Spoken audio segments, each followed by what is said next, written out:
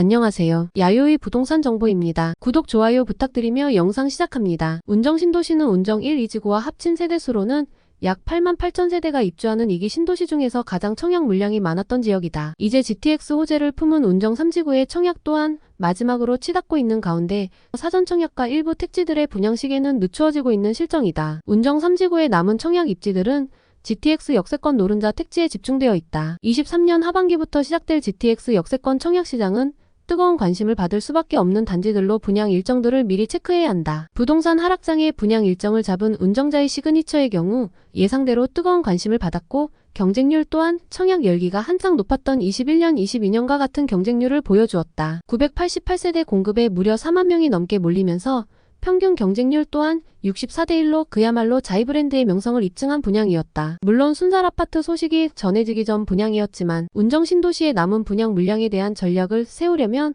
특히 가점제나 특공에 도전하실 분들은 참고해야 할 당첨 커트라인이다. 운정자의 시그니처는 초역세권 입지도 아닌 GTX역까지 빠른 걸음으로 도보 10분이 걸리는 위치였으나 학세권으로는 최고의 입지였다. 유치원부터 고등학교까지 품은 그야말로 최고의 학세권 단지가 될 것으로 보인다. 그렇다면 이제 남은 청약 단지들은 과연 어떤 경쟁률을 보일지 그 어느 때보다 눈치 싸움과 수많은 청약 통장이 쏟아질 것으로 예상된다. 이제 23년 하반기 가장 빠른 분양 일정부터 따라가 보자. 10월 분양 예정인 A44BL 이지더원이다. 다소 생소한 브랜드이다. 나무위키에서 찾아본 자료인데 주로 모든 중소형 건설사들이 그렇듯이 역시 지방에서 실적을 쌓고 수도권으로 점점 부상하는 전략에 어긋나지 않는 건설사이다. 그나마 파라고는 종종 들어본 브랜드이다. 눈에 띄는 점은 인면분할 창을 쓴다는 점이다. 주로 자이아파트의 경우 대부분 인면분할 창을 쓰고 있다. 집이 고급스러워 보이는 시각적인 효과가 있는 창 구조로 1군 브랜드가 아닌 건설사에서 쓴다니 기대가 되는 지점이고 광폭거실 또한 눈에 들어온다. 사실 이 부분은 지방 건축에서는 유용하지만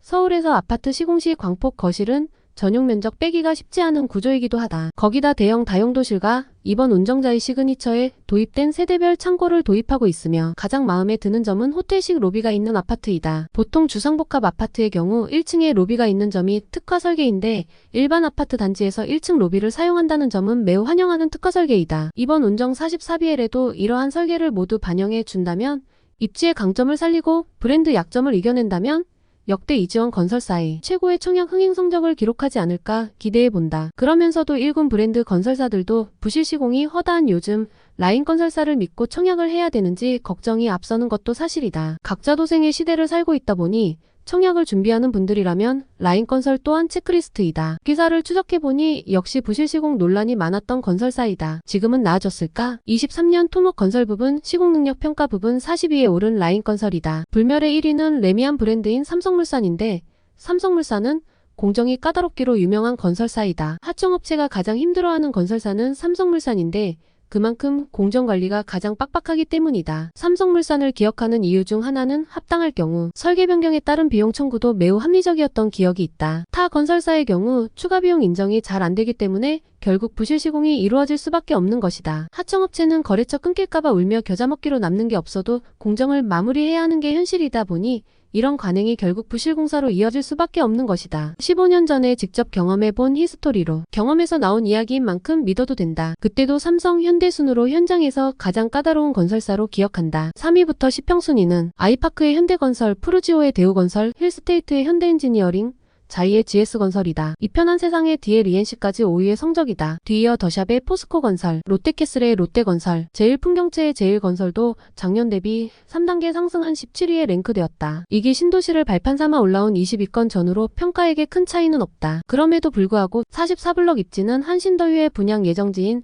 45BL과 쌍벽을 이룰 입지로 운정자의 시그니처와 공공분양 20BL과 함께 최고의 학세권 단지를 형성하고 있는 곳이다. 운정자의 시그니처는 GTX 역세권에서보다 멀지만 브랜드 파워로 청약 흥행을 이어갔다면 이지더원은 입지로 브랜드 인지도의 약점을 돌파할지 이 또한 관전 포인트이다. 44블럭 이지더원의 입지는 유치원과 초등학교가 길을 건너지 않고 도보 23분 이내에 있으며 GTX 역사를 이용하기에도 3분에서 5분 컷으로 최고의 입지를 자랑한다. 향후 GTX 역사에 들어올 상권을 이용하기에도 부족함이 없는 운정 3지군의 중심지 역세권이다. 분양 일정은 23년 10월 예정이며 총 391세대 중에 84호와 84B 타입으로 162세대이며 100% 추첨제인 120 타입이 무려 226세대가 나올 예정이다. 가점이 낮은 분들이 가장 기다리는 85제곱미터 초가분이 무려 226세대가 나올 예정이므로 대형 평수를 기다리는 분들에게는 희소식이 될 것이다. 청약 통장이 어마무시하게 들어올 것으로 예상되는 곳이기도 하다. 추첨제에 100% 물량이 있다는 것만으로도 청약은 흥행할 것으로 보인다. 다음으로는 11월 예정된 본청약 일정이다. 바로 A46블럭이다. 22년에 분양한 GTX 초역세권 단지로는